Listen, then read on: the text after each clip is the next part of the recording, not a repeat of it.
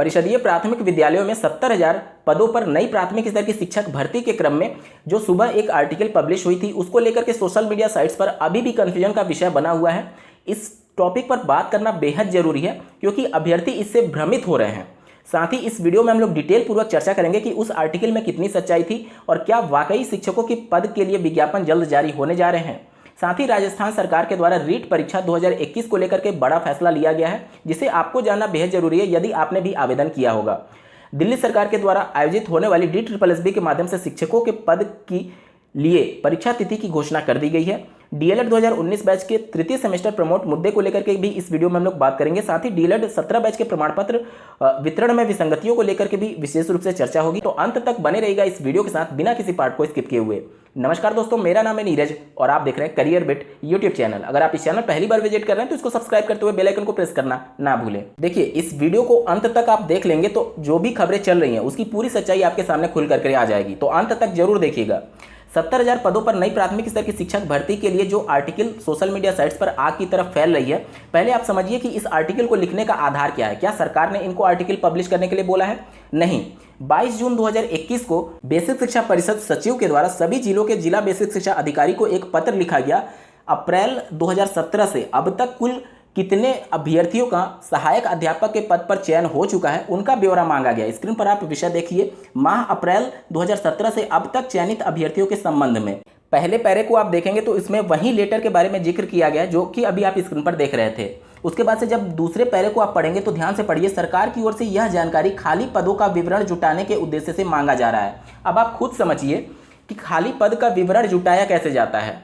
जब भी हमारे पास जितने छात्र इनरोल्ड होते हैं परिषदीय प्राथमिक या फिर उच्च प्राथमिक विद्यालयों में, तो उनकी संख्या काउंट की जाती है। उसके बाद से RTE एक्ट के 30:1 यानी 30 छात्रों पर एक शिक्षक के अनुपात के हिसाब से कितने शिक्षकों के पद खाली हैं ये निर्धारित होता है। तो यहाँ पर जो लेटर जारी किया गया है वह कितने अभ्यर्थी चयनित हुए हैं सहायक अध्यापक यानी शिक्षक के पद पर, उनका ब्यौरा मांगा गया है। अगर खाली पदों का ब्यौरा मांगा गया रहता तो यहाँ पर रिक्त पदों का ब्यौरा मांगा गया रहता, ना कि भरे हुए पदों का ब्यौरा मांगा गया रहता। तो यहाँ पर चीजों को तोड़ मरोड़ कर आपके सामने पेश किया जा रहा है, इस वजह से कंफ्यूजन बना हुआ है और अच्छे से आपको दूसरे आर्टिकल में क्लियर होगा। ये आप स्क्रीन पर दूसरा आर्टिकल देख पा रहे होंगे, इसमें भी उसी लेटर के बारे में चर्चा की गई है, चयनित शिक्षकों की मांगी सूचना। अब इस आर्टिकल के दूसरे पैरे को पढ़िए। सरकार अपनी उपलब्धियों की रिपोर्ट तैयार कर रही है, आने वाले विधानसभा चुनाव में अपनी उपलब्धियों के तौर पर उसको प्रकाशित करने और उसको हाईलाइट करने के लिए ये रिपोर्ट मांगा जा रहा है, ना कि नई प्राथमिक स्तर की शिक्षक भर्ती का विज्ञापन जारी करने के लिए। एक और पॉइंट को समझिए, प्रदेश की सरकार हो या फिर केंद्र की सरकार हो, बेरोजगारी के मुद्दे पर हमेशा युवाओं के बीच घिरी रहती है। तो जब भी कोई शिक्षा जगत की खबर होती है तो उसको इतने बढ़ा चढ़ा करके दिखाया जाता है। आप लोग देखे होंगे अभी कुछ दिन पहले जब टेट की सर्टिफिकेट को लाइफ टाइम के लिए वैलिड किया गया था तो अभ्यर्थियों के 2-3 वीडियो तक शेयर किए गए थे गवर्नमेंट ऑफ यूपी के ऑफिशियल ट्विटर हैंडल से। या फिर कुछ समय पहले आप लोगों ने देखा होगा दुर्गेश नामक व्यक्ति के जो लेखपाल बन गए थे, बाद में मजबूरीवश उनको नेपाल भागना पड़ा था, वो अलग बात है क्योंकि वो भर्ती हुई ही नहीं थी। तो वहां पर भी उनको इस प्रकार से रिप्रेजेंट कर रही थी सरकार के द्वारा कि कितनी बड़ी चीज हो गई है, इसके पहले सरकारों में कोई भर्ती हुई ही नहीं है। मतलब इतना बढ़ा चढ़ाकर उसको दिखाया जाता है। तो क्या 70,000 प्राथमिक स्तर की नई शिक्षक भर्ती का ऐलान हो जाता है और प्रदेश की सरकार के द्वारा या फिर इनके ऑफिशियल ट्विटर हैंडल से उसका एक ट्वीट तक नहीं आएगा? ऐसा संभव ही नहीं दोस्तों। यहां पर आप देख लीजिए, मनरेगा में जब लोगों को जोड़ा जाता है तो उसको लेकर के माननीय योगी जी इतना बढ़ा चढ़ा करके बोलते हैं, माननीय मुख्यमंत्री जी। तो क्या 70,000 पदों पर शिक्षक भर्ती को लेकर के सरकार इतना चुप्पी साधी रहेगी? नहीं साधी रहेगी। अब तक पूरा हल्ला हो गया रहता सरकार की तरफ से, और अगर 70,000 पदों का ऐलान हो गया होता तो अब तक दिवाली के रूप में इसको मनाया गया रहता प्रदेश की सरकार के द्वारा।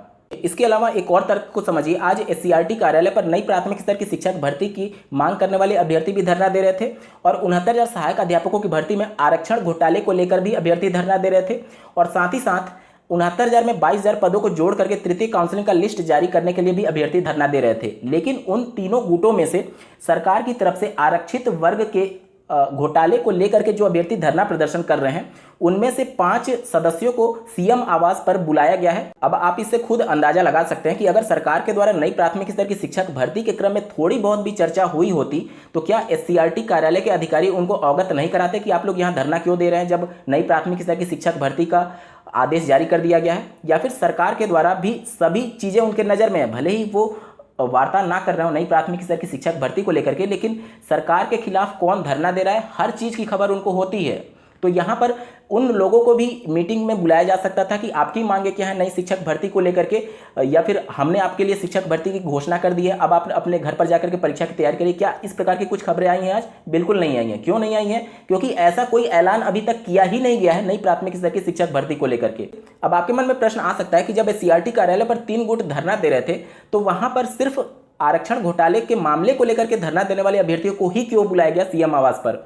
तो आप जानते होंगे कि अगले वर्ष विधानसभा चुनाव होना है और आरक्षण कितना सेंसिटिव मुद्दा है चुनाव में, और यहां पर आरक्षण मुद्दे पर अगर कोई बयान दे देता है तो सरकारें पलट जाती हैं। अब देखिए, आरक्षण मुद्दे को लेकर के 69,000 सहायक अध्यापकों की भर्ती में जो पिछड़ा आयोग था उसकी भी रिपोर्ट आ चुकी है और उन्होंने भी साफ शब्दों में लिखा हुआ है रिपोर्ट में कि आरक्षण का घोटाला हुआ है, अभ्यर्थियों को आरक्षण का लाभ नहीं मिल पाया जितना मिलना चाहिए था। और इस रिपोर्ट में भी, मतलब जो ज्ञापन दिया गया, इसमें भी अभ्यर्थियों के द्वारा ये दावा किया गया है कि ओबीसी को 27% आरक्षण है, जबकि 27% के जगह पे 3.86% अभ्यर्थियों को ही सिर्फ आरक्षण का लाभ दिया गया है। वहीं बात करें दलित वर्ग को तो 21% आरक्षण होता है, जबकि सिर्फ 16.6% लोगों को ही आरक्षण का लाभ दिया गया है। और अंतिम पॉइंट आप देखिए, इसके संदर्भ में माननीय न्यायालय और राष्ट्रीय पिछड़ा आयोग ने भी अपनी अंतरिम रिपोर्ट में ये सभी चीज़ों को माना है।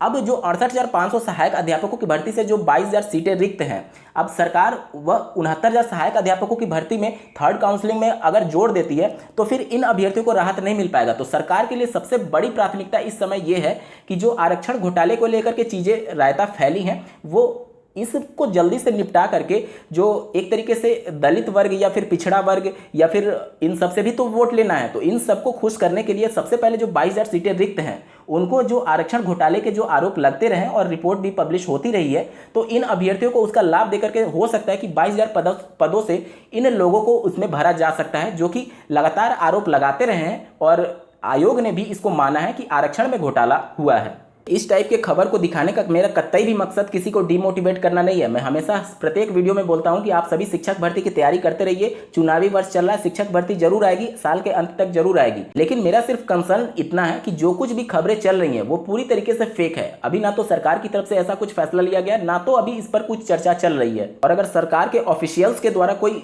नोटिफिकेशन या फिर ऐसा कुछ आदेश जारी किया जाता है तो फिर मैं जरूर वीडियो बनाऊंगा कि नई प्राथमिक स्तर की शिक्षक भर्ती का ऐलान हो चुका है। लेकिन भ्रामक खबर और अखबार की खबर पर मैं कभी भी इस खबर की पुष्टि नहीं करने वाला।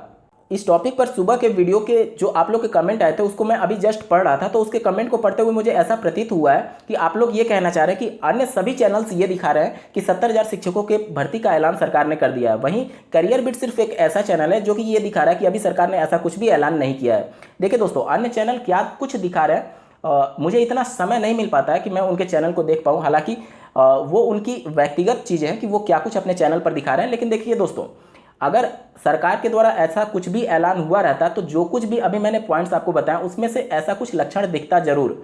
दूसरी बात यह है कि अन्य चैनल पर इतने ज़्यादा प्रमोशंस आपको देखने को मिलते होंगे बुक्स के, तो जाहिर सी बात है वर्ष 2020 में भी कोई शिक्षक भर्ती का ऐलान नहीं हुआ। तो ऐसे बहुत से पब्लिकेशन हाउस हैं जो कि शिक्षक भर्ती यूपी टेट का बुक प्रिंट करके रखे हुए हैं, लेकिन मार्केट में वो बिके कब? जब शिक्षक भर्ती का ऐलान हो। तो उनके द्वारा जब उनका प्रमोशन किया जाता है तो जाहिर सी बात है उन पब्लिकेशन हाउस से उनको मोटी पैसे की रकम मिलती है। तो अगर वो इन खबरों को फेक बताएंगे तो उनके बुक वैसे भी नहीं बिकेंगे, तो उनका भी प्रेशर उनके ऊपर होता है कि ये सभी खबरों को आप चैनल पर चलाइए। दूसरी बात आप समझिए कि जितने भी कोचिंग संस्थानें हैं वो इसका कभी फेक क्यों बताएंगे? जब उनको इस खबर को दिखा करके जब एडमिशन उनको मिलेगा तो वो इस खबरों को फेक क्यों बताएंगे? अब तय आपको करना है कि सच्चाई किस में है, और कमेंट के माध्यम से जरूर बताइएगा कि आपको क्या प्रतीत होता है। चलिए बढ़ते हैं आगे। आज दिनांक 24 जून 2021 को सीआरटी कार्यालय पर नई प्राथमिक स्तर की शिक्षक भर्ती की मांग करने वाले अभ्यर्थियों को आम आदमी पार्टी के कार्यकर्ताओं का भी यहां पर समर्थन मिला हुआ है।